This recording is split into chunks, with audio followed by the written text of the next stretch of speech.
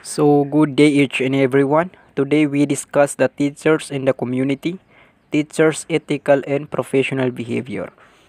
In this chapter, focuses more on code of ethics for professional teachers, Article 3.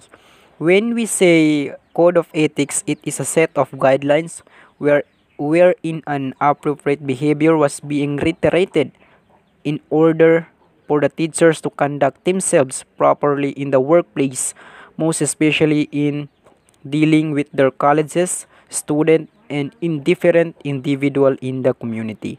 So the following terms are found in this chapter that needs to be defined. First is the teachers. So when we say teachers, it refers to an individual that teaches the learners in different subject matters that would prepare them in their career in the future.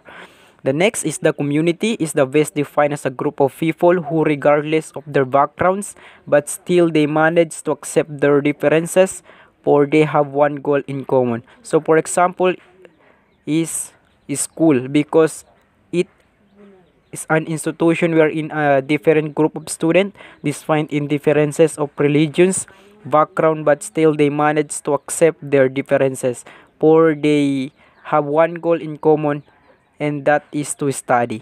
Though next is the ethical means is the right and wrong. So for example is listening to the teachers attentively is the right of thing to do especially when you are a student since it show ethics.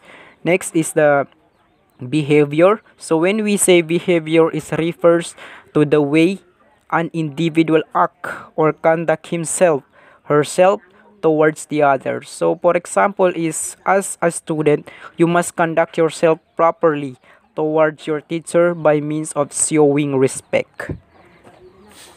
So next is we have to be reminded in section 1 the main rule of teachers is to become a facilitator of learnings. So what does it mean to become a facilitator of learnings? Facilitator of learnings is the process. There is a misconception regarding facilitating learning, as some us would think that they are give all the lessons to the student and it's up to them to learn it and relate it to the class. But the real rule of facilitator is to provide activities.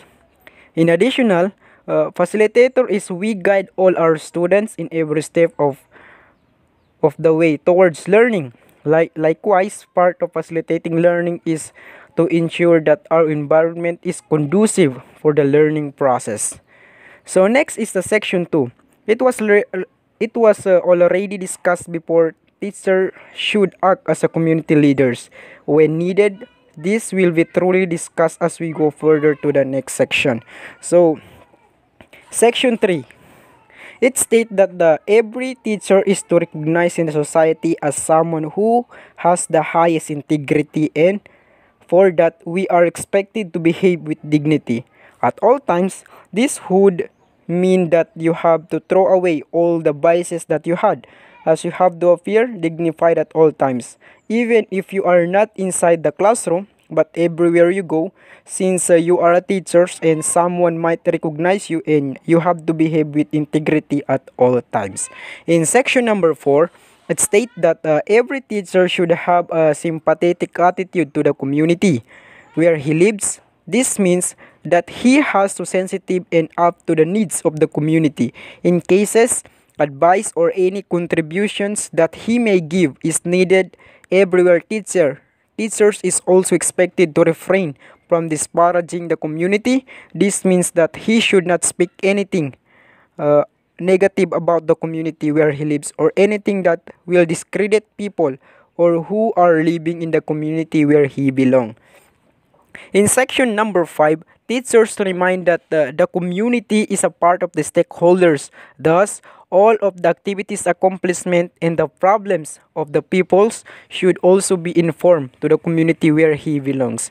In section number 6 is, we have mentioned before in my report that every teacher is the community leaders. So, there will be times that the barangay will needs your help in leading the people.